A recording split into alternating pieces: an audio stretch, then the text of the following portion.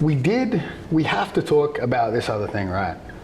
There is an event that goes on in Austin called Enigma. And again, I'm only bringing this up. I have to bring this shit up because Gordon's always poking on the internet. He's always throwing shit out there.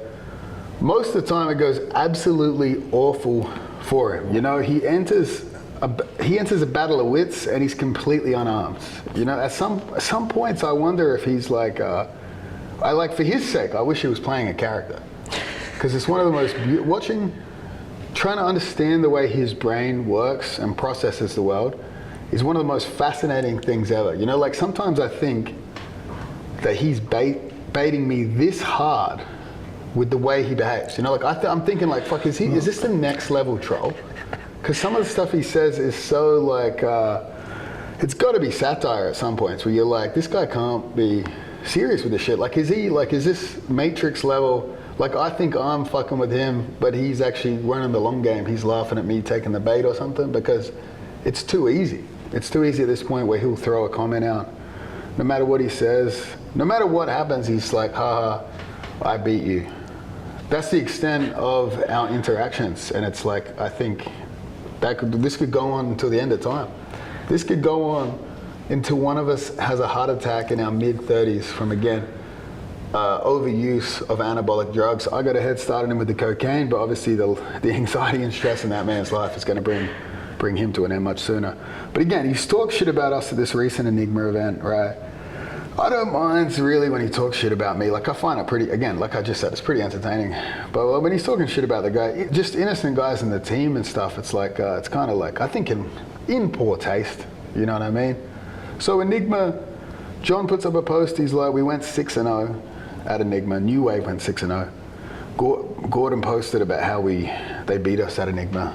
He said something about international events. You guys probably saw it on his story. But the real enigma is who is actually on Team New Wave, because it confuses me, because it feels like if a B team guy beats someone that trains with Danaher, that guy's not New Wave. Nope. And if one of their guys beats a B team guy, immediately that guy's New Wave. Because I know for a fact on the night of Enigma, there were guys, and potentially guys that are really actually been with Danaher a long time. I'm not going to name any names because he's my friend as well, but like, these guys lose and it doesn't count as a loss. And again, you got to give it up to the absolute goat of marketing in this sport. A lot of people will say to me, they'll be like, oh, Greg, where did you learn to market yourself? Like, how do you differentiate yourself as a guy that's never won anything? How are you making money in this sport? You must be just a brilliant marketer. And I say, hey, we got to give it up to the GOAT of marketing. They've obviously got the GOAT athlete, Gordon, but they've also got the GOAT marketer, John Danaher. And again, I try to emulate some of the things he does. Like, I know when we were at DDS, we had the DDS, the Danaher Death Squad, and the juniors. And if you were not competing super well, you were considered a junior. And that's brilliant because that's an easy way to not absorb a loss. And like, I look at it and I think, how can we replicate that with the B team? But then we really wouldn't have a team. Like, we can't just select 3 to 4 people in the B team and say, oh, this is the A squad. Fuck everyone else, they don't matter. You know what I mean? So it's like, that's a brilliant marketing strategy. And you just got to take your hat off. You got to tip your hat to the marketing GOAT, John Danaher there. Yeah, but I mean, the Enigma thing was funny. Enigma's a local event. A lot of guys compete in it. I don't want to discredit the event. It's a great event. For the most part, I believe they'll have some of the boys from the ADCC as in the referees. They'll referee it, so it'll be a high standard of refereeing. They have a live stream and stuff. Guys from around the country will occasionally do supervise there. They just had Andy Varela. But again, it is like, to what degree that event is important, it's really hard to put a perspective on anything anymore, because like, Worlds is going on right now. Obviously, GI Worlds is huge. To what degree do you value a single accomplishment? If you only want to win gold to make money, even some guys that win ADCC end up broke. They don't sell any DVDs, don't sell any seminars. Like, it's really hard to put a value on what achievements you want to take. Because at the end of the day, no one's in it for money, but if you win, you want to make some fucking money. You know what I mean? So it's like, Enigma, great event. I think it's a great event for up and comers to practice competing on. to get better experience with a high level of refereeing. But again, I want you guys, if anyone knows, how do we determine who is New Wave, who is just a Renzo Gracie Austin guy?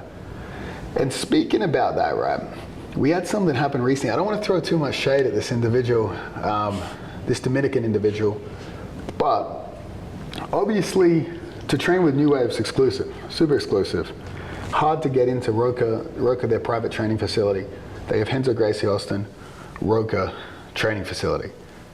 We have guys that have come over from there to train with us. We have no issue with that at all. It's whatever. We've even had guys leave us, go over there, come back.